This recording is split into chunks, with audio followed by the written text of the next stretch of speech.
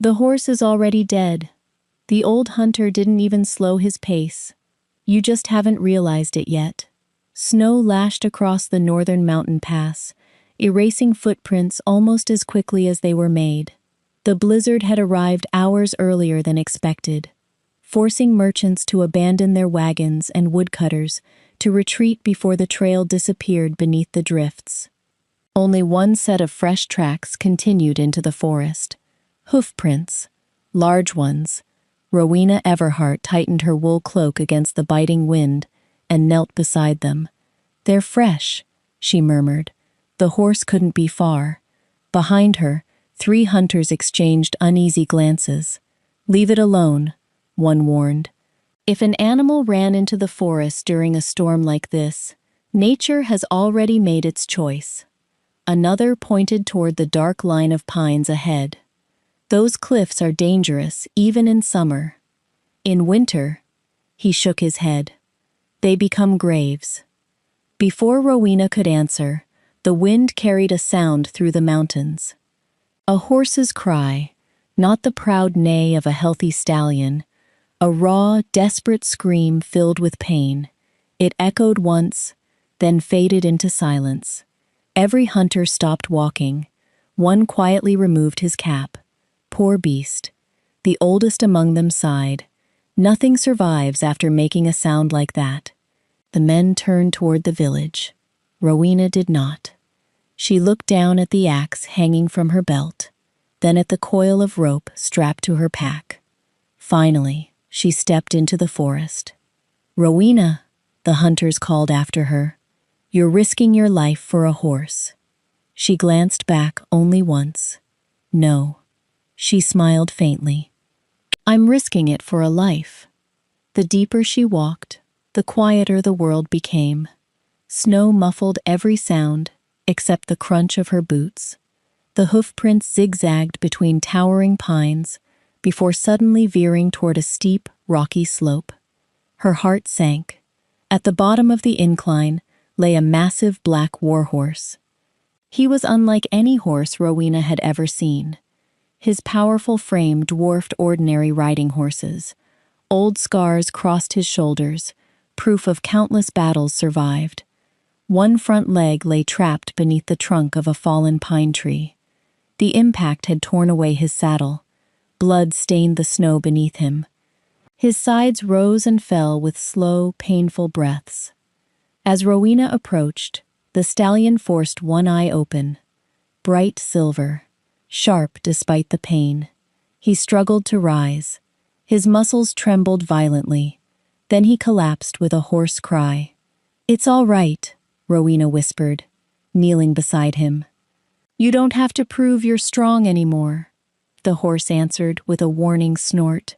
Even injured, he still had enough spirit to refuse help. She couldn't help smiling. "Good. I was worried. You'd already given up." Rowena examined the fallen tree. The trunk was too heavy to lift alone. She gripped the handle of her axe and began chopping away the thickest branches, pinning the horse beneath it. Each swing echoed through the silent forest. The work was painfully slow. Her hands blistered despite her gloves. Snow gathered in her hair and along her shoulders. The light began to fade. Still, she refused to stop. At last, with one final strike, the largest branch cracked free. The trunk shifted just enough for the horse to pull in a deeper breath. He looked at her again. This time, he didn't bare his teeth. Instead, he simply watched, as though trying to understand why a stranger would fight so hard for him. Rowena wiped the snow from her face and looked toward the mountain trail. Darkness had already swallowed it. She glanced back at the enormous stallion, then at the steep climb home. A tired laugh escaped her. "Well, I've managed to free you." She rested both hands on her hips. "Now I just have to figure out how to carry the biggest horse in the kingdom through a blizzard." The horse blinked, almost as if he found the idea impossible too.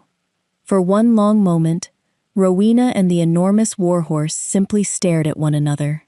"You weigh more than my entire herb garden," she sighed. The stallion gave a soft snort, as though the observation offended him. I know. You didn't choose your size. The horse tried to stand again. His injured foreleg buckled beneath him. He crashed back into the snow with a frustrated cry that echoed through the forest. Enough. Rowena knelt beside him. If you keep doing that, I'll be treating 2 broken legs instead of 1. She studied the slope leading back toward the village. There was no chance of riding him, no chance of leading him, and certainly no chance of carrying him. Her eyes drifted toward several young pine trees nearby. Then to the coil of rope still hanging from her shoulder. An idea began to form. 2 hours later, a rough wooden sled lay finished in the snow. It wasn't beautiful, but it was sturdy. She carefully wrapped blankets beneath the horse before using every ounce of strength she possessed to guide his massive body onto the sled. The stallion remained surprisingly still, almost as though he understood she was trying to save him. "Thank you," she whispered. "I promise this part will be easier." It wasn't. She hitched her old gray mule, Bramble, to the sled. The little animal looked at the enormous horse, then at Rowena, then let out a dramatic sigh. "I know," Rowena laughed. "He's much bigger than either of us planned." Bramble flicked an ear. "But we're not leaving him." The old mule leaned into the harness. The sled moved only an inch. Together, woman and mule pulled. Again, again, again. Snow reached Rowena's knees.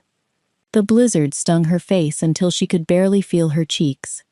More than once, the sled became trapped beneath deep drifts. Each time, she dug it free with frozen hands. Long after the moon had risen, the warm lights of the village finally appeared through the storm. Several neighbors rushed from their cottages. "Rowena, what happened?" No one waited for an explanation. Within moments, 6 villagers surrounded the sled. Together, they carried the wounded horse into the largest stable in the village. For the next 3 days, Rowena scarcely left his side. She cleaned the deep cuts hidden beneath his thick coat, ground herbs into bitter medicine, changed his bandages before sunrise and again after sunset. The horse refused every bowl of broth she offered. He turned away from fresh oats. Even water interested him little.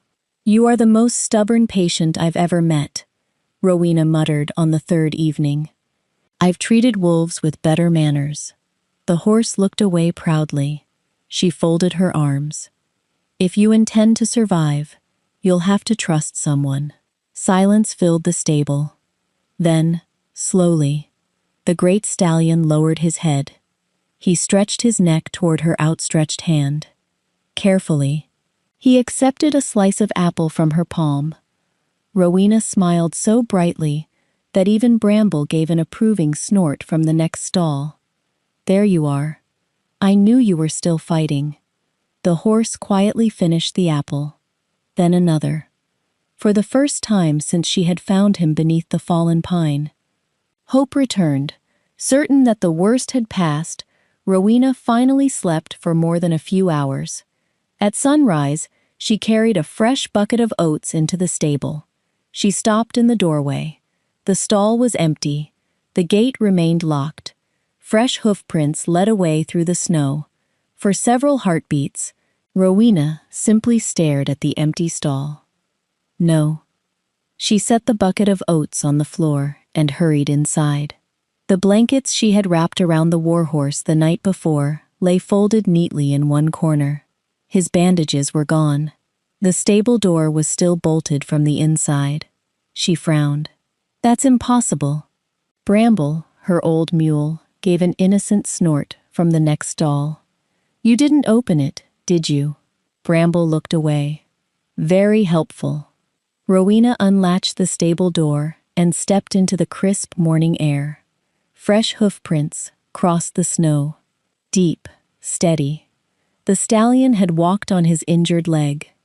She shook her head in disbelief. "You impossible creature." The tracks led away from the village. She followed them across the frozen meadow until they disappeared beneath dozens of other hoofprints. Rowena slowed. The ground ahead had been churned into snow and mud by an entire cavalry. Then she saw them. More than 50 mounted soldiers surrounded her cottage. Black banners embroidered with a silver wolf fluttered in the cold wind.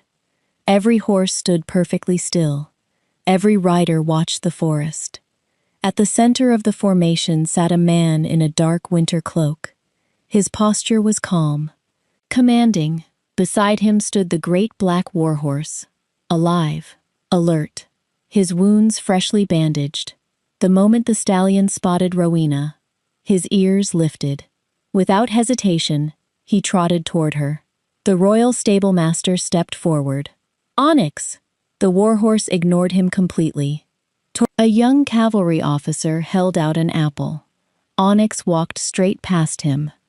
The king's commander whistled sharply. The horse never even turned his head.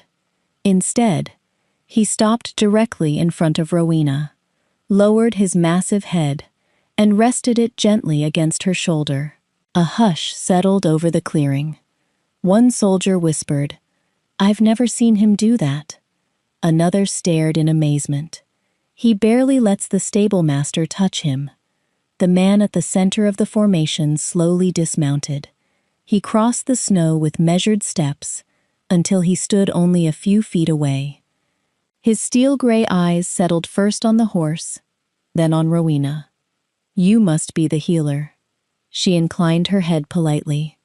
"I suppose I must be." He smiled faintly. "I'm Cassian Thornvale, the Alpha King." Rowena blinked, then looked back at the horse. "So, you belong to His Majesty." Cassian gently shook his head. "No." His hand rested briefly against Onyx's neck. "He has carried me for 12 years, but he has never belonged to anyone." He looked at the old scars crisscrossing the stallion's body. "He chooses who he trusts." The commander stepped forward. "Your Majesty, we searched every valley after the avalanche. We feared Onyx had fallen with you." Cassian nodded. "We became separated." He turned back to Rowena. "When my scouts found his tracks leading here, I knew someone extraordinary had found him first." Rowena smiled awkwardly. "I only did what any healer would." The commander laughed softly. "No, my lady. Most people would have left him where he fell." Cassian's gaze never left her. "My oldest companion is alive because of you." Then, to the astonishment of every soldier present, the Alpha King bowed his head. Not as a ruler, but as a man offering sincere gratitude. Rowena stood speechless. Before she could find the right words, Onyx nudged her shoulder again, demanding another slice of apple. She couldn't help laughing. "I suppose someone thinks gratitude is better served with breakfast." Even Cassian smiled. For the first time in many months, his legendary warhorse looked completely at peace. And for reasons he couldn't yet explain, so did he. The royal commander expected to leave within the hour.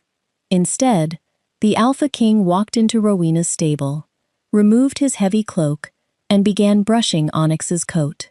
The commander stared. "Your Majesty, the council is waiting. So are 3 foreign ambassadors." Cassian continued brushing the old warhorse. "They've waited 4 days already. They can survive one more." The commander sighed. He knew that tone. The king had made up his mind. Outside, the villagers whispered among themselves. "The Alpha King is staying? For how long?" Old Martha smiled knowingly. "Until his horse decides otherwise." Over the next week, Cassian settled into a routine that felt strangely ordinary. Every morning, he helped Rowena clean and bandage Onyx's injured leg. Every afternoon, he carried buckets of water from the frozen stream because Rowena's well had partially frozen. Every evening, he listened while she checked the horses of neighboring farmers, treated an old shepherd's injured dog, or delivered herbs to elderly villagers who couldn't leave their homes. She never hurried, never complained. Whether her patient had 4 legs or 2 made no difference. One afternoon, a frightened colt arrived with a deep cut along its flank. Its owner, a young stable boy, looked ready to cry. "I can't afford a healer." Rowena smiled gently. "Good." The boy blinked. "What?" "Because I wasn't planning to charge you." She knelt beside the trembling colt, speaking softly until it stopped shaking. Only then did she clean the wound. Cassian watched from the doorway. "You treat everyone the same." She glanced up. "Shouldn't I?" He thought about the palace, where nobles often received attention before farmers, where rank sometimes mattered more than need. "No," he admitted quietly. "It should be exactly like this." Later that evening, they walked through the snow with Onyx, following a few steps behind. The old warhorse no longer limped. He simply stayed close to Rowena, occasionally nudging her shoulder whenever she stopped. Cassian laughed. "I believe he's decided you're his favorite person." Rowena scratched Onyx behind the ears. "I bribed him with apples. I've given him apples for years. And he still prefers you." She smiled. "Perhaps he enjoys my terrible singing." Cassian looked genuinely surprised. "You sing?" "Badly." "I don't believe you." She laughed. "You've never heard me gather herbs. Every bird in the valley flies away. That explains why Onyx never mentioned it. He keeps my secrets." The king shook his head, smiling. "I think he's choosing peace." She looked at him curiously. "What do you mean?" "I've ridden him into battles. I've seen him charge through storms of arrows. He trusted me, because I asked him to be brave." Cassian rested a hand on the horse's neck. "But here..." He looked toward Rowena. "He follows you because you make him feel safe."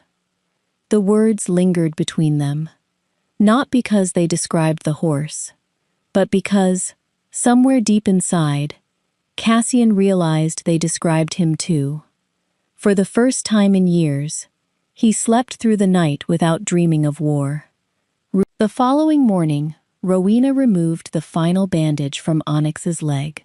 She watched him trot easily across the paddock before turning toward Cassian with a satisfied smile. "He's healed."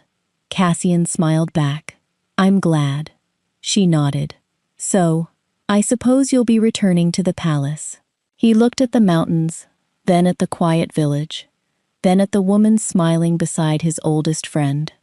For reasons he couldn't yet put into words, the thought of leaving suddenly felt much harder than surviving the avalanche.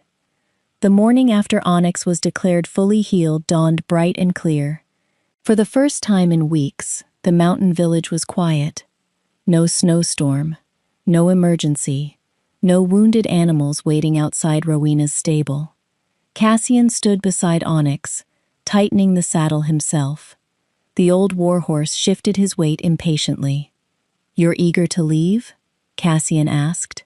Onyx flicked an ear, then turned his head toward Rowena's cottage. Cassian laughed. "I should have known!" Rowena stepped outside carrying a basket of dried herbs. She smiled when she saw Onyx standing proudly on all 4 legs. "You look much better." The warhorse walked straight to her. She scratched the white star on his forehead. "I'll miss you too." Cassian watched them quietly. There was no jealousy in his heart, only admiration. Trust could not be commanded. It had to be earned. And somehow, Rowena had earned the trust of the one companion who had never failed him. He took a slow breath. "Rowena." She turned toward him. "Would you come back to the capital with me?" She blinked. "As the royal healer?" "As whatever you wish to be." His voice remained calm. "The palace has hospitals, research libraries, the finest medicines in the kingdom. You could help thousands." She listened without interrupting. When he finished, she smiled gently. It sounds wonderful. Hope flickered in Cassian's eyes. Then she continued. But I can't. He nodded once, not surprised. May I ask why? Instead of answering immediately, she motioned for him to follow. Together they walked through the village. Outside the blacksmith's home, an elderly man waved. Morning, Rowena. Your shoulder? Much better. Good. Still don't lift anything heavier than your hammer, he grumbled. I've heard that lecture before. You'll hear it again. Cassian smiled. Farther down the road, two young twins raced toward her. Miss Rowena, we found another abandoned foal, she laughed. Is it abandoned? Or has it simply wandered away again? The boys looked guilty. The second one. I thought so. She promised to check on the foal later. Near the village square, a widow carefully watered the flowers growing outside her cottage. She looked up with a warm smile. Thank you for my medicine. How are your eyes today? I can finally read my husband's old letters again. Rowena squeezed her hand. I'm glad. When they reached the edge of the valley, a weathered stable came into view. Several elderly horses wandered peacefully inside. One had only 3 legs. Another walked with a noticeable limp. An old cavalry mare lifted her head the moment Rowena appeared. She ambled over for an affectionate pat. I found her last winter, Rowena said quietly. Her owner passed away. No one wanted an old warhorse. Cassian looked around. There were 6 retired horses in the pasture. Every one of them had been given another chance. This is why I stay. Rowena looked at the animals with gentle affection. The blacksmith needs someone. The children need someone. These horses need someone. They can't all come to the palace. She met Cassian's eyes. So, I stay where I'm needed. Silence settled between them. Cassian finally understood. She wasn't refusing him. She was choosing the life she had already dedicated herself to. He smiled. Then I won't ask again. She looked surprised. You won't? He shook his head. No. If this village is where your heart belongs. He glanced toward Onyx, who was happily accepting another apple from Rowena. Then perhaps I should visit the village more often. The royal commander nearly choked. Your Majesty? Cassian smiled. I believe I'll need sturdier work boots. Exactly 1 week later, the villagers looked up to see the Alpha King's carriage returning. This time, there were no royal robes, only a man carrying lumber, horse feed, and a toolbox over one shoulder. Exactly as he had promised, Cassian came back. Not once, not twice, every week. The first time, he arrived carrying lumber across one shoulder and a sack of horse feed across the other. The second time, he brought a wagon filled with medicine for Rowena's clinic. The third week, he showed up with nothing except a hammer hanging from his belt. Old Martha blinked at him. Did the palace finally run out of kings? Cassian laughed. No. It simply had one with a free afternoon. The old woman snorted. You'll fit in here eventually. The village quickly stopped treating him like royalty. To the children, he became the tall man who always lost snowball fights. To the farmers, he became the extra pair of hands during harvest. To the stable owners, he became someone willing to shovel manure without complaining. One afternoon, Rowena found him repairing a collapsed fence around the pasture where her rescued horses grazed. You missed a spot, she teased. Cassian looked at the crooked fence post. I did. You noticed. I notice everything. So I've learned. She knelt beside him, steadying the post while he drove another nail into place. When they finished, the old 3-legged mare wandered over and nudged Cassian's shoulder. He scratched her neck. You've adopted me too? Rowena smiled. They only do that when they trust someone. I've had an excellent teacher. Her cheeks warmed slightly. I wasn't talking about myself. I know, but I was. As spring slowly replaced winter, more retired cavalry horses began arriving from across the kingdom. Some had grown too old for battle, others carried permanent injuries.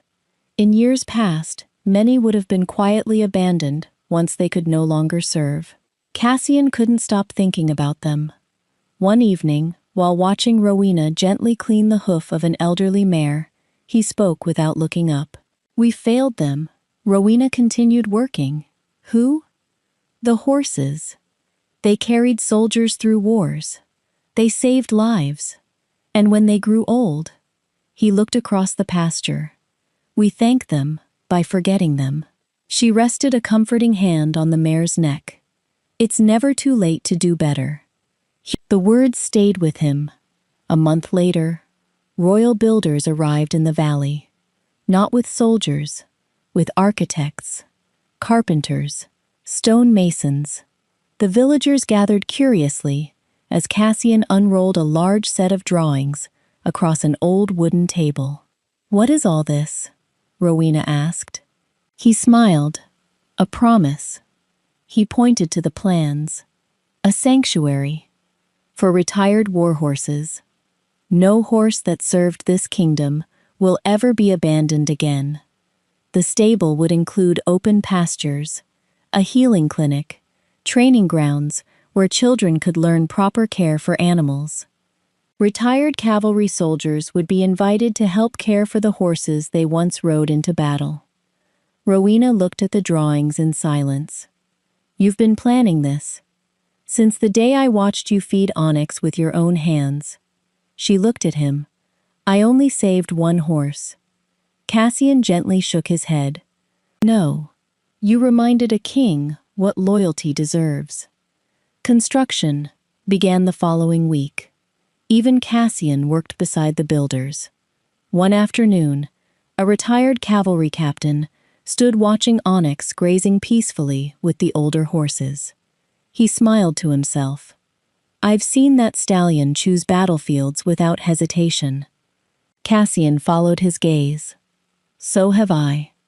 The captain looked toward Rowena, who was brushing Onyx beneath the shade of an old oak tree. This is the first time I've seen him choose peace. Cassian's smile softened. So is this. He wasn't talking about the horse anymore. 6 months later, the valley looked nothing like it had before. Where an aging stable had once leaned against the hillside, now stood a sprawling sanctuary, surrounded by green pastures and sturdy white fences. Wide barns stretched across the meadow. Fresh hay filled the air with its sweet scent.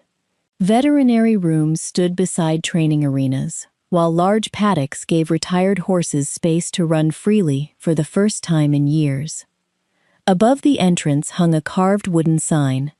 The Onyx Sanctuary, a home for every horse who served Rowena, stopped just inside the gates. Her eyes slowly wandered across the grounds. Former cavalry horses grazed peacefully beneath the morning sun. Some carried scars from old battles. Others walked with permanent limps. A few had gone gray with age, yet every one of them looked content. Children brushed their coats with careful hands under the guidance of retired soldiers. Nearby, young apprentices learned how to clean wounds and prepare herbal poultices. Laughter echoed across the valley. It no longer sounded like a place that remembered war. It sounded like home. You built all this, Rowena whispered. Cassian smiled. We built it. She shook her head. I never asked for this. I know. Then why? He looked toward Onyx, who was lazily rolling in the grass, like a playful colt, instead of the legendary warhorse he had once been. Because one stubborn healer reminded me that loyalty deserves gratitude, and gratitude deserves action. Just then, an elderly man approached. His military jacket was faded with age, its medals carefully pinned to the front. He removed his cap as he reached them. Your Majesty, Cassian greeted him warmly. Captain Aldrin, the old soldier turned to Rowena. My mare carried me through 2 wars. His voice trembled slightly. When she injured her leg, I couldn't afford to keep her. He glanced toward the peaceful pasture. I thought I'd never see her again. A chestnut mare slowly wandered toward him. The moment she recognized his voice, she whinnied softly and pressed her head against his chest. The old captain wrapped both arms around her neck. Tears rolled freely down his weathered face. "Thank you." Rowena smiled gently. "You don't need to thank me." He shook his head. "I do. You reminded our king that warriors aren't the only ones who sacrifice." One by one, more villagers and visitors approached. Each carried a story. A horse rescued from neglect.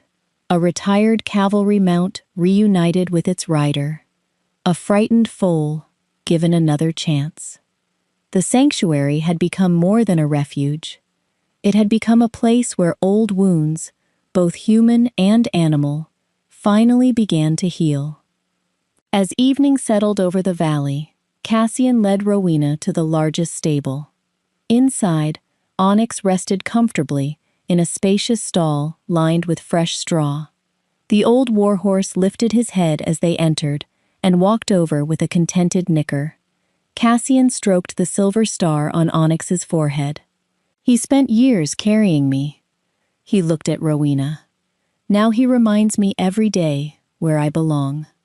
Slowly, Cassian reached into the pocket of his coat. His fingers closed around a small velvet box. He took a steady breath, then turned to face her. "Rowena." She looked up. Without another word, the Alpha King lowered himself onto one knee beside the stall where a wounded warhorse had unknowingly changed both of their lives.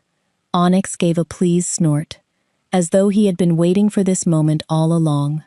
Rowena stared at Cassian in stunned silence. The Alpha King knelt on the stable floor with a small velvet box resting in his hands. Onyx stood beside him, watching with quiet interest. Outside, the sounds of the sanctuary drifted through the open stable doors. Children laughing, horses nickering, and the soft rustle of hay in the evening breeze. Cassian opened the box. Inside rested a simple silver mate bracelet. No precious gems, no royal crest. Just a graceful design of 2 horses running side by side, their paths weaving together into a single line. Rowena smiled. "It's beautiful. I asked the royal jeweler to make something extravagant." Cassian chuckled. "He brought me 3 designs covered in diamonds. And I told him he had completely misunderstood." She laughed softly. "So you chose this instead." "I chose the one that reminded me of us." He looked into her eyes. "The first time we met, you had no idea whose horse you were saving. You didn't know he belonged to a king. You didn't know he had carried me through every battle. You only saw an injured animal that everyone else had abandoned." His voice grew quieter. "And somehow, you made me realize I'd spent years thanking soldiers while forgetting the companions who carried them." He glanced toward Onyx. "One horse changed a kingdom." Rowena shook her head gently. "No, you changed it." Cassian smiled. "I only listened." He rose slowly to his feet, but kept the bracelet in his hand.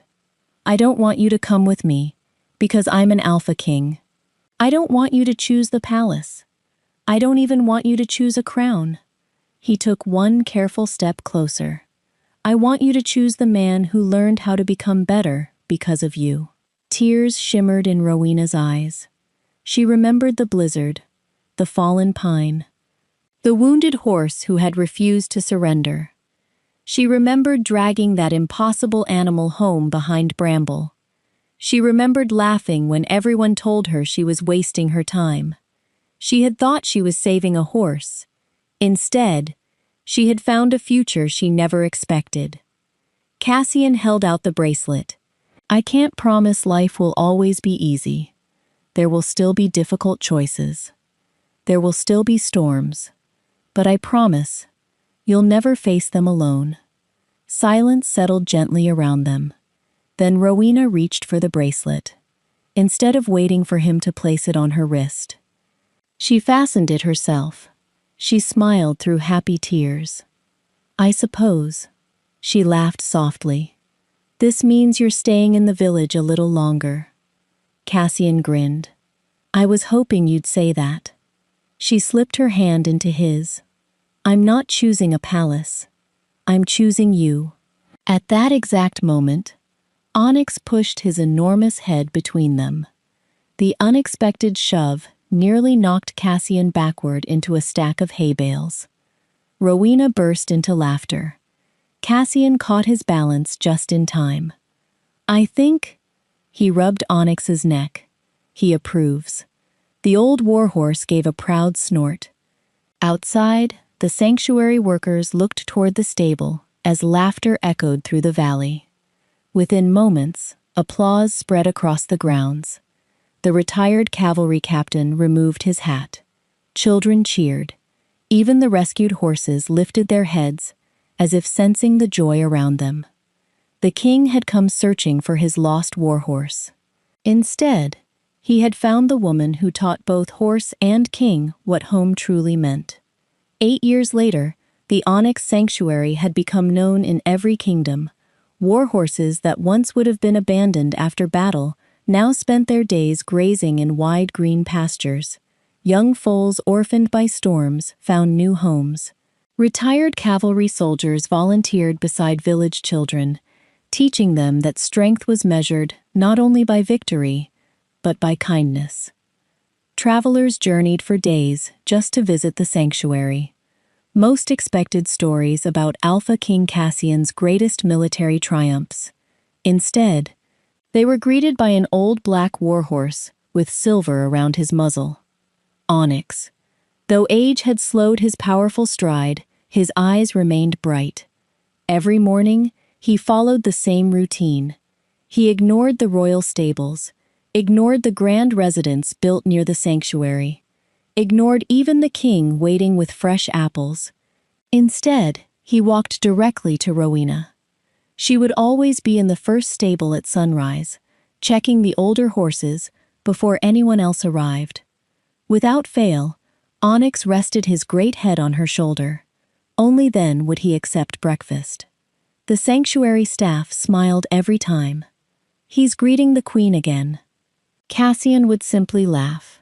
"I've accepted my place in the family." One warm spring afternoon, Cassian and Rowena rode slowly through the valley, while their 2 young children raced ahead on gentle ponies. Onyx no longer carried armor. He walked freely beside them, refusing every offer to retire completely. The younger prince looked over his shoulder. "Father," Cassian guided his horse closer. "Yes? Why does Onyx always follow mother?" "I feed him too," his older sister giggled. "You only give him 1 apple. I give him 2. Cassian smiled knowingly. "It's not the apples." The children frowned. "Then what is it?" He glanced toward Rowena, who had stopped to bandage the scraped leg of a rescued foal before continuing their ride. "When your mother found Onyx, he wasn't the king's horse. He wasn't a hero. He wasn't even valuable anymore. He was simply a wounded life everyone else had already given up on." The children listened quietly. She stayed beside him when there was nothing to gain. She never expected a reward. Onyx remembered that. The little prince looked thoughtfully at the old warhorse. "So, he chose mother first?" Cassian laughed. "He certainly did. I was simply clever enough to follow him." Rowena shook her head, smiling. "I think Onyx deserves more credit than either of us." As evening settled across the valley, families gathered outside the sanctuary for the annual spring festival. Children decorated the fences with wildflowers. Musicians filled the air with lively tunes. Veterans shared stories of the horses that had once carried them safely home. At sunset, Cassian stood before the crowd. He rested one hand on Onyx's neck. "When this horse disappeared into the mountains years ago," he smiled toward Rowena, I believed I had lost my oldest friend. Instead, he led me to the greatest blessing of my life. The crowd applauded. Rowena slipped her hand into his. Around them, hundreds of rescued horses grazed peacefully beneath the golden sky. The kingdom remembered the morning the Alpha King's legendary warhorse vanished from a village stable. History remembered something far greater. A healer who refused to abandon a wounded horse. A faithful companion who quietly led a king toward the woman he was meant to love. And a family that proved the strongest bonds are never forged by power, but by compassion freely given.